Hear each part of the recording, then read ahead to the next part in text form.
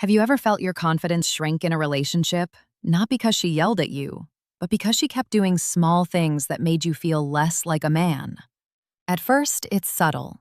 A joke that lands a little too sharp, a late reply that feels like a quiet punishment, a plan that gets canceled at the last minute, like your time doesn't count.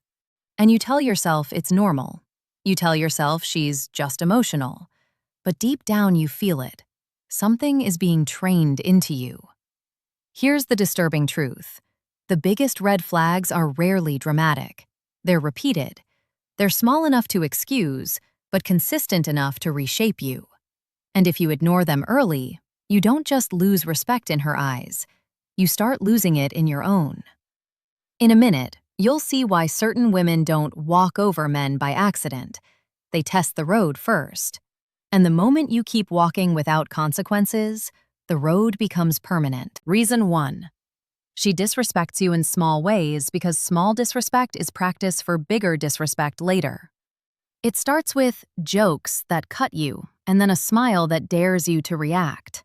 If you react, you're sensitive. If you stay quiet, you're weak. That's the trap. She learns she can poke at your dignity and still keep your presence. You notice it when she interrupts you like your words don't need to finish.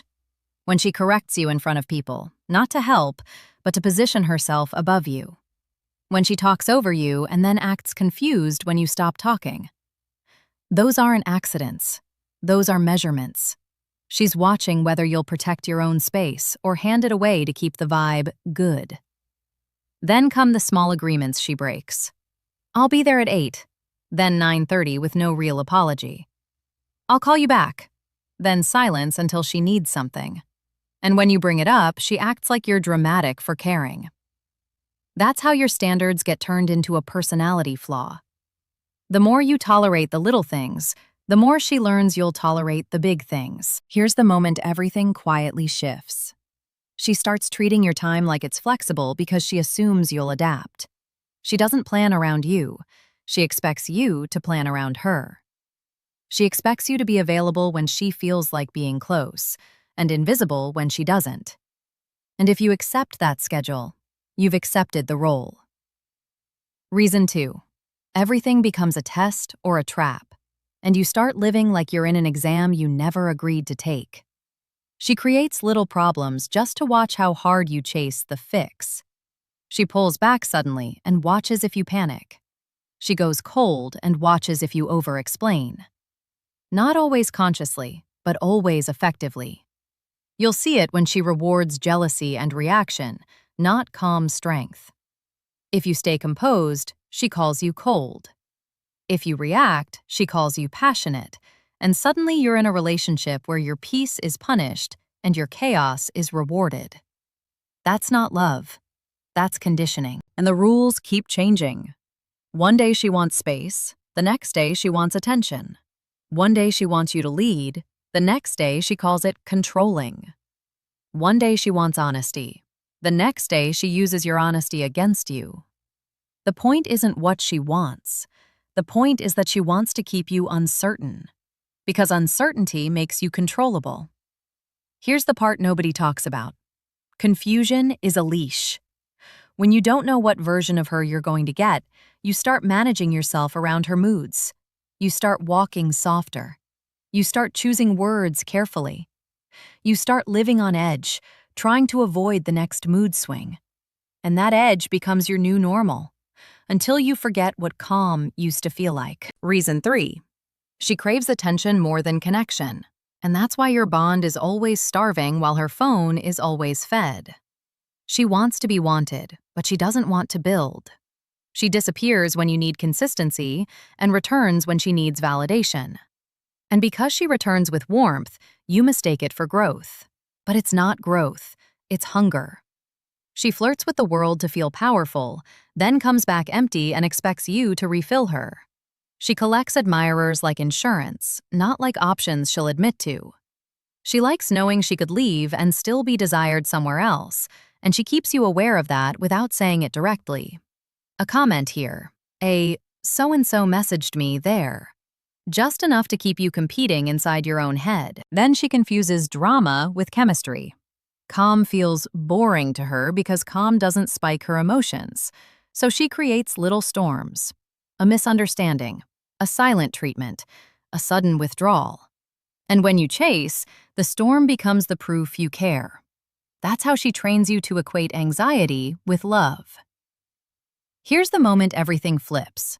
You stop being a partner in her life and become a mirror for her ego. Your job becomes to reflect her value back to her. And if you fail, she punishes you with distance, flirtation, or withdrawal until you work for the reflection again. Reason 4. Accountability always becomes your fault. And that's how your reality starts bending to keep peace. You bring up a problem, and she attacks your tone instead of the issue. You describe a pattern, and she says you're overreacting. You ask for respect, and she calls you controlling. You're not arguing anymore about what happened. You're arguing about whether you're allowed to care. She apologizes with excuses. I'm just stressed. That's just how I am. You know I didn't mean it. Then the behavior repeats, and you're back at the beginning, except now you feel guilty for bringing it up again. That's how the cycle deepens. She makes you feel like noticing obvious patterns is your flaw. Sometimes she uses tears to escape responsibility, sometimes anger, sometimes silence. The method changes, but the goal is the same. The conversation ends without accountability. And over time, you start doubting your own perception just to keep the relationship calm. You rewrite your standards down to match what she's willing to give. You start explaining basic respect like it's a personal preference. Here's the moment everything quietly breaks inside you. You stop trusting yourself. You begin checking your reactions, wondering if you're crazy, wondering if you're too much, wondering if you're the problem. And that's the real damage. Not that she avoids accountability, but that you start volunteering your self-respect to keep her from being uncomfortable. Now listen, because this is where men usually get defensive. They'll say, "So what? I'm just supposed to leave every time a woman makes a mistake?" No, everyone makes mistakes. The difference is what happens after. A woman with integrity can admit, repair, and adjust. A woman with low integrity behavior can only deflect, flip, and repeat. And if you keep forgiving without consequences, you're not being kind. You're being trained. Here's the moment everything changes again. When you stop reacting emotionally and start observing the pattern. Not her words, her pattern. Does she take responsibility, or does she make you pay for bringing it up? Does she correct behavior, or does she correct your reaction? Because the red flags aren't really about her. They're about what the relationship is doing to you. Are you becoming calmer and more stable, or more anxious and more negotiable? Are you becoming more respected, or more managed? Reason 5. Chaos follows her everywhere, and the relationship becomes survival instead of growth. Every week there's a new crisis. A fight with a friend, a work drama, a family explosion. A problem that somehow becomes your responsibility to carry. Her life is always unstable, but she's never the cause, somehow. There's always a villain. There's always a story. There's always someone who did her wrong. And after a while, you notice something darker. Peace makes her restless. Calm feels unfamiliar, so she creates problems to feel alive. She brings drama into calm moments like a match near gasoline. You'll be having a good day and suddenly she's cold, or she's accusing, or she's starting a fight over something small. Not because the small thing matters, because she needs intensity to feel connected. You feel drained after seeing her, not stronger. Your body starts recognizing her presence as stress. The relationship stops feeling like a place you recover. It becomes a place you brace. And you call it passion, because that word sounds nicer than emotional instability. Here's the moment you should get honest. When you start craving the good moments like a drug. The highs feel so high because the lows are so low. That's not romance. That's a nervous system stuck in a loop, and it isolates you. Because when you're constantly cleaning up fires, you stop talking to your friends about what's really happening. You don't want to look stupid. You don't want to admit you're being pulled around by moods and emergencies. So you keep it quiet. And the relationship becomes a closed room where her chaos is the weather, and you're just trying to survive it. Here's what makes chaos seductive. It makes you feel needed. When she's unstable, you become the stable one. When she's in trouble, you become the rescuer. And being the rescuer feels like value, until you realize she doesn't respect the man she constantly needs saving from her own storms. She respects the man who refuses to live in storms at all. Now, if you're still here, there's one more sign that ties all of this together. Because the most dangerous women aren't the ones who act bad and admit it. The most dangerous women are the ones who punish you for having a spine. This is the part nobody talks about.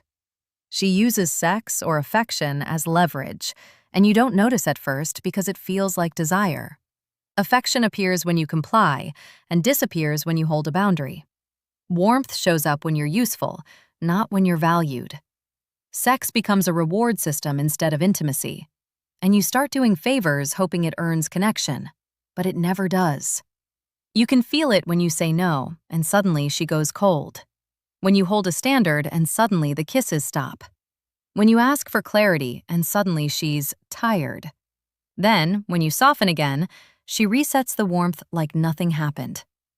That's not love. That's conditioning. She's teaching you that your boundaries have a price, and your compliance has a reward, and the worst part is how it rewires you. You start avoiding conflict not because you want peace, but because you want affection. You start swallowing your standards not because you matured, but because you don't want to lose access. You start being honest to keep the warmth. You become easier to control because your nervous system is chasing the next good moment. You'll even catch yourself performing. You pick your words like you're trying to avoid a trap. You do extra favors before the weekend so she'll be in a good mood. You tolerate behavior you'd never accept from anyone else because you don't want to lose access to the version of her that feels warm. That's when love stops being love and starts being a negotiation you never agreed to. Watch what happens the first time you don't comply. You don't answer immediately, and suddenly she's hurt. You say you're not okay with something, and suddenly you're controlling. You ask for basic respect, and she responds with distance like warmth is something you have to earn back. That's when you realize the relationship isn't built on mutual desire. It's built on access, and access is used as a weapon. You start anticipating her reactions before you even speak. You feel your stomach tighten before you set a boundary, because you already know what comes next: a mood, a threat, a cold shoulder. And that anticipation is the real leash. It turns your honesty into hesitation. You start censoring yourself to keep the peace, and you call it maturity. But it's really fear. Fear of the argument, fear of the cold shoulder, fear that one honest sentence will cost you the only warmth you're getting. That's how a man becomes quieter in his own life. Now here's where the script flips inward, and it's going to sting. The real reason these red flags work is because of what they trigger in you. They trigger your fear of losing her. They trigger your fear of being alone. They trigger your ego's need to win her approval. And once those fears wake up, you start negotiating your own boundaries without her even asking. You tell yourself you're patient, but patience without standards is self-betrayal. You tell yourself you're understanding, but understanding without limits is permission. You tell yourself you're being the bigger man, but sometimes you're just being the easier man. So ask yourself something brutal. Why are you still there? Not the polite answer, the real one. Is it love? Or is it the addiction to the highs? Is it connection? Or is it the fear of starting over? Is it loyalty?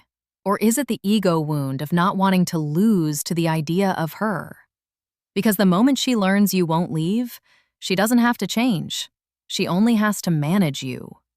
She can keep the chaos, keep the tests, keep the deflection, because your presence is the proof there's no real cost. And that's why the most important red flag isn't the disrespect. It isn't the drama. It isn't even the manipulation.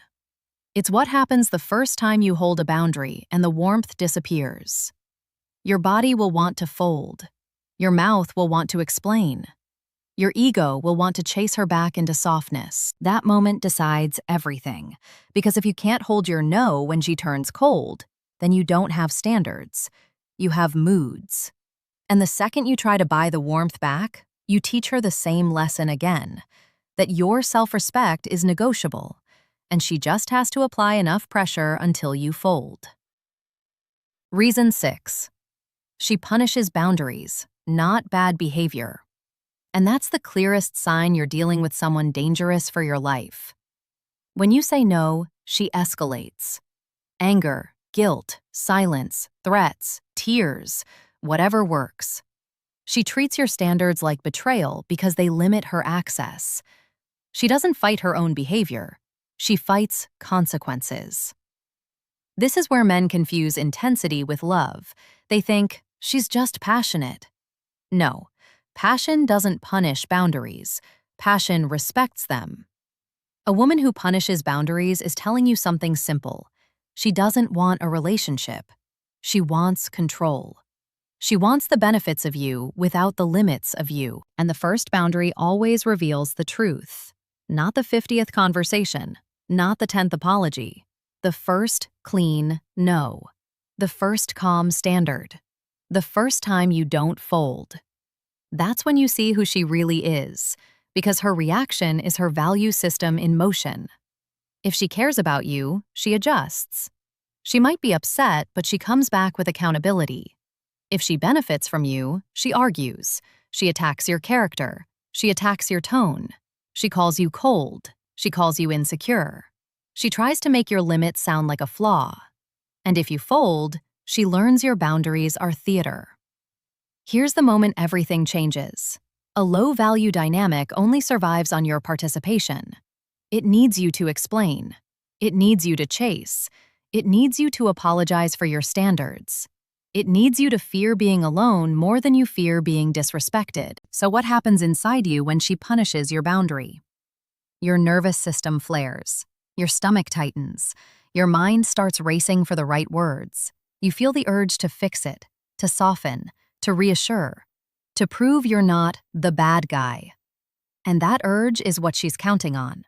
Because if she can punish your boundary and make you rescue her mood, she doesn't just keep access. She trains you to self-censor forever. You'll stop setting boundaries in the first place. You'll stop speaking honestly. You'll start living as a quieter version of yourself just to avoid her backlash. That's the real red flag. You becoming smaller. Reason 7. She uses sex or affection as leverage, and you can't see it clearly until you stop chasing it.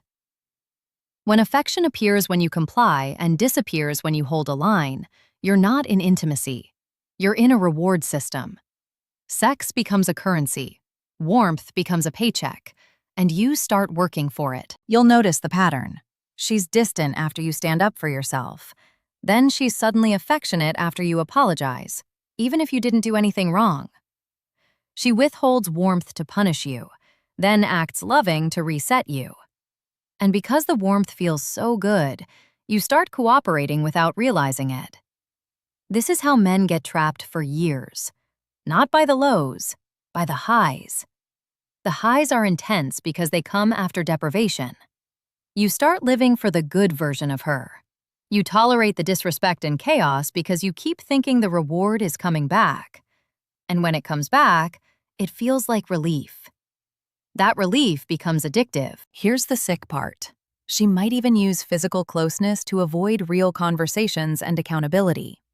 The moment you bring up a real issue, she tries to smooth it over with touch, sex, sweetness. Not because she wants you, because she wants the problem gone without changing. And if you accept that trade, you teach her she can buy silence with affection. Now step back and look at what this does to you. You start choosing peace over truth. You start avoiding hard conversations because you don't want to lose the warmth. You start doing favors hoping it earns connection. You start becoming polite instead of honest. That's not love. That's you being trained to prioritize access over self-respect. Here's the final descent of part 1. If you're dealing with these signs, the biggest danger isn't her behavior. It's what her behavior is turning you into, because a low-value dynamic is a factory. It manufactures a specific kind of man. A man who second-guesses himself. A man who walks on eggshells. A man who explains basic respect like it's optional. A man who mistakes emotional storms for chemistry. A man who gets addicted to the highs and calls it love. And you might be thinking, okay, but what if I can handle it? That's the lie men tell themselves right before they lose years. You can't handle a dynamic that is built to drain you. You can only exit it, or you become it. Here's the inward flip that you need to hear without flinching. You don't stay with a woman like this because she's powerful. You stay because something in you is weak to the pattern, weak to validation, weak to being needed, weak to the thrill of winning her back after she punishes you, weak to the idea that if you just do it right, she'll finally treat you well. That "if I just do it right" voice is the hook. It keeps you chasing. It keeps you negotiating your standards. It keeps you trying to earn what should be freely given. So the real question becomes brutal and simple. Why are you attracted to someone who makes you feel anxious? Why does chaos feel like love to you? Why does peace feel boring? Why do you stay where you're disrespected and call it loyalty? Because until you answer that honestly, you'll keep finding the same woman in different bodies. Same tests, same deflection, same drama, same punishment for boundaries. And you'll keep thinking you're unlucky, when the truth is, you're familiar with the pattern. In the next part, we're going to finish this in a colder way. How to spot the difference between a woman who's imperfect but accountable versus a woman who is fundamentally unsafe. What happens the moment you stop rewarding disrespect, and why the only real win is walking away before the dynamic rewires you completely. Because if you stay long enough, you won't just lose time. You'll lose your standards. You'll lose your identity. And one day you'll look up and realize you became the kind of man you used to pity. The man who laughs at disrespect, calls chaos passion, and begs for warmth like it's love.